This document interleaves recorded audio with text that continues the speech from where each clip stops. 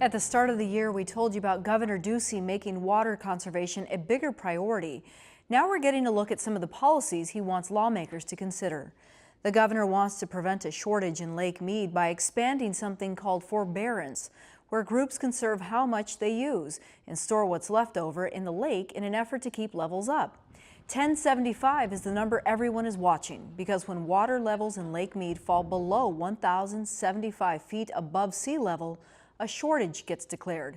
Governor Ducey's office says there's nearly a 50% chance of that happening in 2020.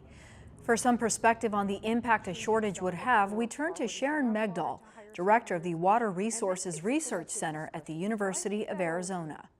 When we hear less than 40% full and knowing that water is such a precious resource, you don't want to call this doomsday. But a lot of people hear this and think we're having to prepare for a crisis or an emergency of some sort.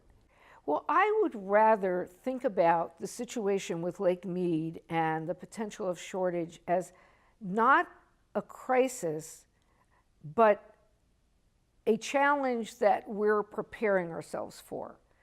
Because a crisis tends to suggest that nobody knew about it and something happened. In this case, we've known that we're vulnerable to a shortage declaration. What is different, I think, is that for many years we thought it was going to be further out in the future. But we didn't know back in 1999 that we were going to enter a 16, 17-year period of drought. And so I think we should not in any way diminish the importance of this. I think we need to prepare for it. And the sooner we do that, the better. What are some of the ways that we're trying to prepare for this to come? Well, Arizona for a number of years now has been engaging in voluntary agreements and transactions to leave water in Lake Mead. They involve conservation. They involve what's called forbearance, where you forbear from taking water off the river and that's left in the river. And that term forbearance allows certain accounting rules to be used by the federal government. And there's a very active discussion going on right now among all 7 of the basin states, and also involves Mexico, as to formalizing some of these things that we've done in terms of conservation and forbearance. But we've been very active. As I see it, the water users, the communities, and all have been coming together to try to figure out how collectively we can avoid shortage. Because once shortage hits, that's when the guidelines that have been adopted by the Secretary of the Interior kick in. And then it's, okay, you're cut, agriculture's cut, this is what happens, and we don't have as much control over our destiny as we might by deciding how we cut back in a voluntary way. We've been actually living quite comfortably here with water. I think Tucson does very well with its water conservation. Other areas are improving their conservation. There's more that could be done. So I think people will have to say, so do I really need to worry? Let me consult and work with the experts, the water utility people, the elected officials, the others, so I can understand the situation. The governor is coming up with plans. Our population continues to increase. 7 million people here in the desert.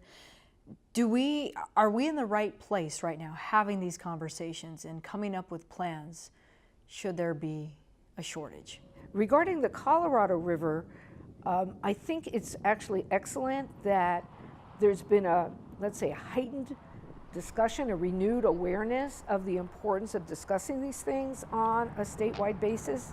The legislature has gotten, I think, even more interested than it has been in recent years in water. We're working in certain ways like Arizona should, and that is, let's look at the future. Let's look at not only where we are, but where we're heading, and let's look at what we need to do to prepare for that. So when we hit the 1075, do our lives in Arizona change? Depends upon who you ask. Because if you ask that of city residents like Tucson, Phoenix, you will not see a change because that first level shortage does not affect the municipalities.